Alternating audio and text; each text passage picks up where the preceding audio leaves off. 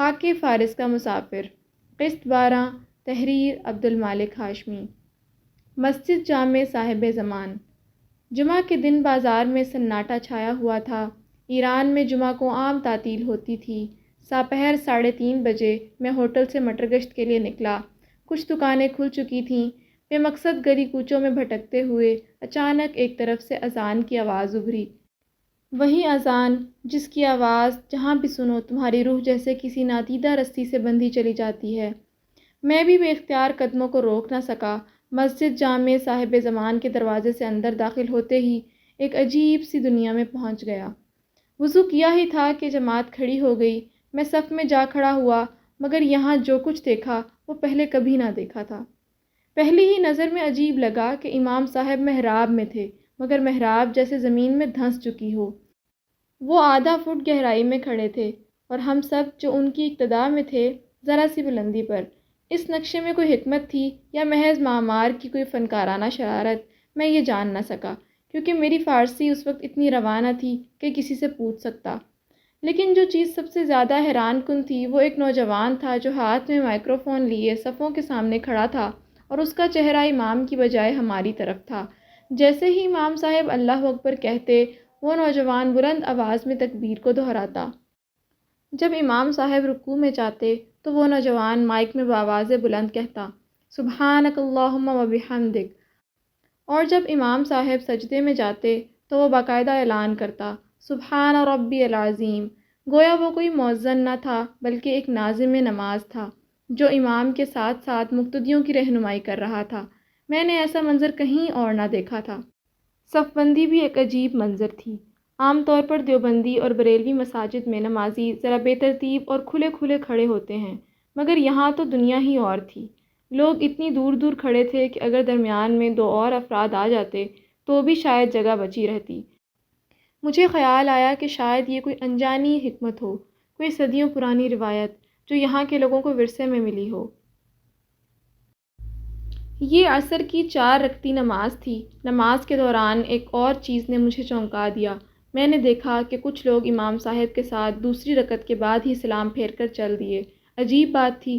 میں نے دل میں سوچا کہ شاید وہ مسافر ہیں، اس لیے قصر نماز پڑھ رہے ہیں، لیکن جماعت کے ساتھ نماز شروع کر کے یوں الگ ہو جانا میرے لیے نیا تجربہ تھا۔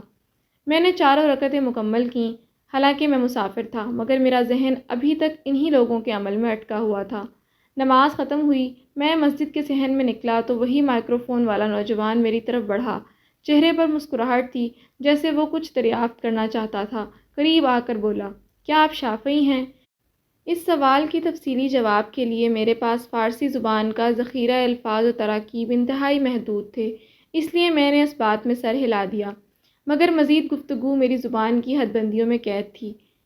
میں نے موضوع بدلا اور مسجد کے شاندار طرز تعمیر کی تعریف کی۔ کیا میں چند تصاویر لے سکتا ہوں؟ میں نے پوچھا۔ تمہارے پاس دوربین ہے؟ اس نے فارسی زبان میں دلچسپی سے دریافت کیا۔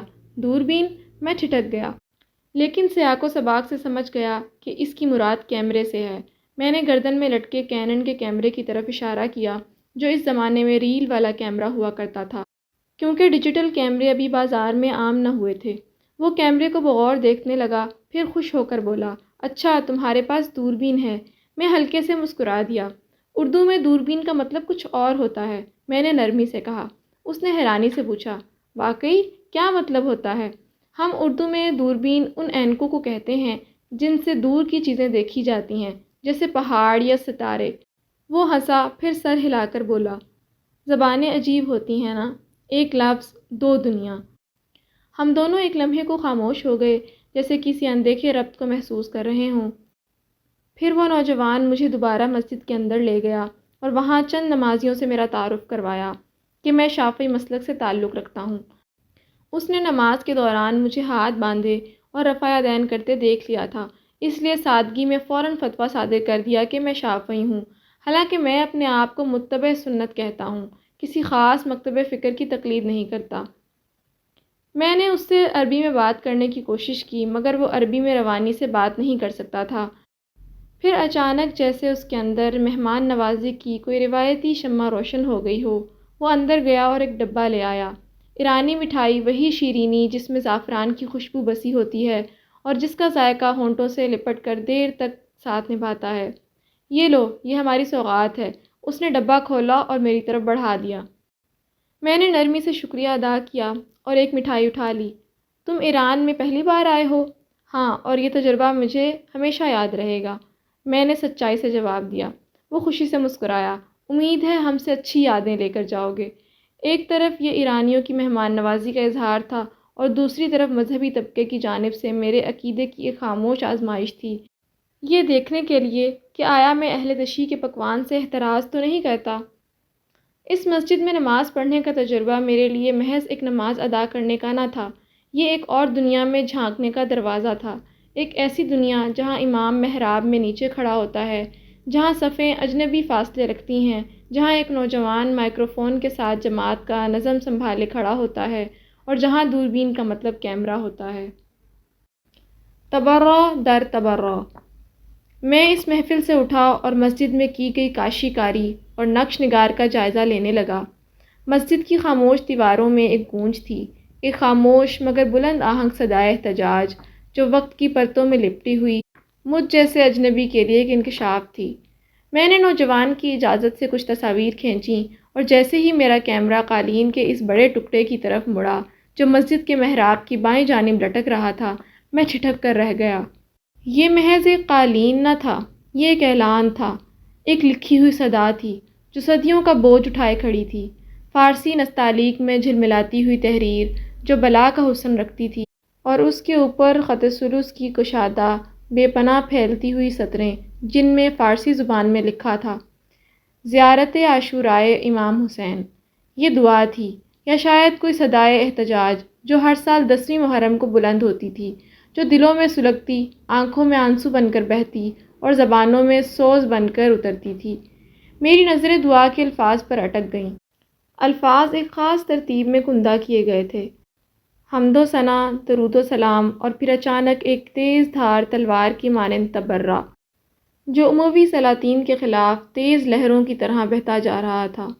یہ کوئی عام دعا نہ تھی، یہ ایک مکمل رد عمل تھا، ایک کربناک تاریخ کا بوجھ جو نسل در نسل منتقل ہوتا رہا تھا۔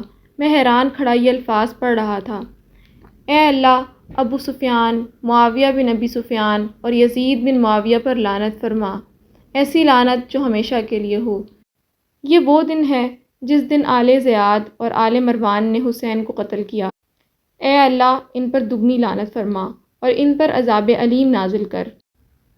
ان احتجاجی کلمات کو پڑھ کر میں ورطۂ حیرت میں ڈوب گیا۔ ان الفاظ نے میرے دل و دماغ پر ہتھوڑے کی طرح چوٹ کی۔ میں سخت پریشان ہو گیا کیونکہ میں نے کبھی تصور بھی نہیں کیا تھا کہ کوئی شخص ان ہستیوں پر لعنت کرے گا جنہیں امت کے بڑے طبقے نے صحابہ کے درجے میں شمار کیا ہے۔ یہ بات میرے ایمان، تربیت اور تاریخی فہم کے بالکل خلاف تھی۔ میرے لیے یہ الفاظ ناقابل یقین اور ناقابل قبول تھے۔ میں ششدر رہ گیا کہ کوئی اس حد تک بھی جا سکتا ہے، کیونکہ اہل سنت کا موقف یہ ہے کہ صحابہ کے مشاجرات میں خاموشی اختیار کی جائے اور فیصلہ خدا کی عدالت کے سپرد کر دیا جائے۔ دوسری طرف اہل تشیع کے ہاں تبرع محض لعن و طعن کا نام نہیں، یہ ایک احتجاج ہے، ایک پکار ہے، ایک اعلان برات ہے، ایک ایسی برہمی جو صدیوں کے زخموں سے ٹپکتی ہے، جو تاریخ کے بہتے لہو میں تحلیل ہو چکی ہے۔ یہ ایک کیفیت ہے، ایک ایسا اظہار جس میں محبت کا عکس بھی ہے اور نفرت کی تپش بھی۔ یہ جہاں حسینیت کی صدا ہے وہیں یزیدیت کی مذمت بھی۔ مجھے اچھی طرح یاد تھا کہ ایران کے سفر سے پہلے میں 4 برس سعودی عرب میں عربی اور دینی علوم پڑھ چکا تھا، اور اس وقت عربی میرے لیے اجنبی نہ تھی۔ برہمی کے وہ کلمات میرے لیے کسی اور ہی دنیا کے دروازے کھول رہے تھے۔ لفظوں کا ایک سیلاب تھا جو اس غالیچے پر بہتا چلا جا رہا تھا۔ 4 مرتبہ لعنت، پھر 5ویں لعنت، اور اس کے بعد سجدہ۔ سجدہ۔